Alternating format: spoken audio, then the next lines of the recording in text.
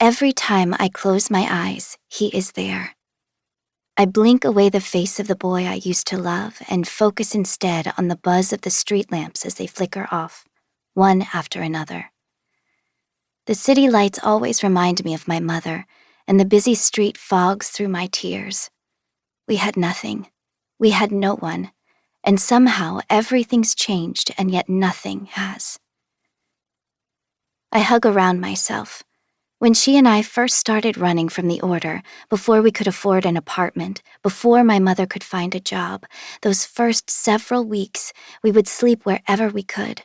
A random unlocked car, a boarded-up building, an alleyway. Each night, she'd leave to find food or other things we might need. "It's easier to go unnoticed without a little one at my side," she'd say. A lot of things would have been easier without me at her side.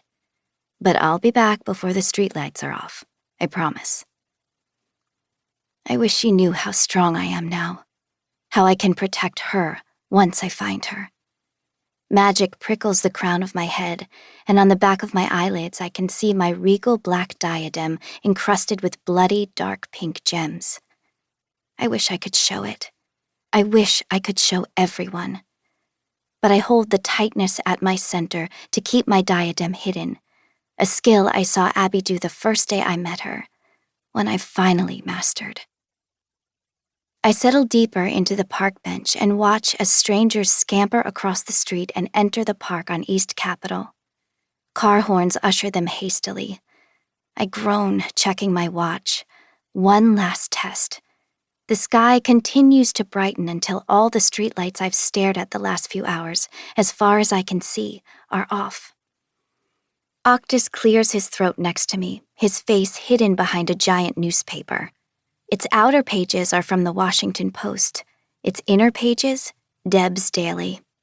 It's been a couple of months since I fled Chateau Soleil, where I shared my grandmother's tethering secret with cotillion guests before plunging my dagger into my chest to bind with my Tishana. And yet, the chaos that engulfed House of Marionne still haunts me. There's been no official word about any of it, my grandmother or her house. "Anything yet?" I ask him. He leans over the paper, his blackened bluish fingernails curled tightly over a magnifying glass, held up to a few lines of text. Then he furiously jots down notes on a pad of paper. "Almost," he says. Despite his attempt to blend in, his withered olive skin, tally marks beneath the rolled sleeves of his threadbare coat, and greasy straight hair crawling over his shoulders have won us a few quizzical glances. "How's Lincoln looking?" Still a few stragglers. Octus has been training me while Abby looks for my mom. We've spent the recent weeks hunting for places I can push my Tishana to its limits without hurting myself. Today's the final test. After that, I'm going to meet Abby, and then we'll find my mom. I flex my hands and pull on the hum of cold lurking in my bones. It shoves through me like a tide swallowing ashore until iciness pools beneath every inch of my skin. I picture the release of my magic, and tiny plumes of smoke seep from my pores. I tighten at my center and draw in a deep breath. As my lungs fill with air, my shadows retreat back inside me. Sometimes I just call on my Tishana to feel its nearness. "Save your strength, you'll need it," Octus says. His tone is even, always calm. My training has gone well, but he insists we try my dark, destructive magic in various environments and under different amounts of stress.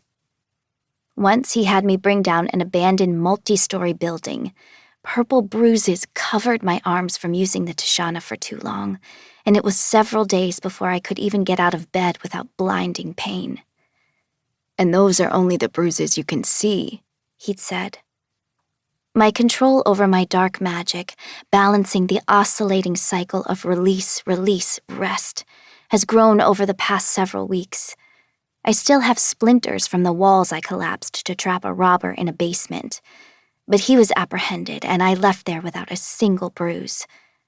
I thought Octus's and my time together would be over then, but today he insisted on one last big test to push my Tishana harder than I ever have.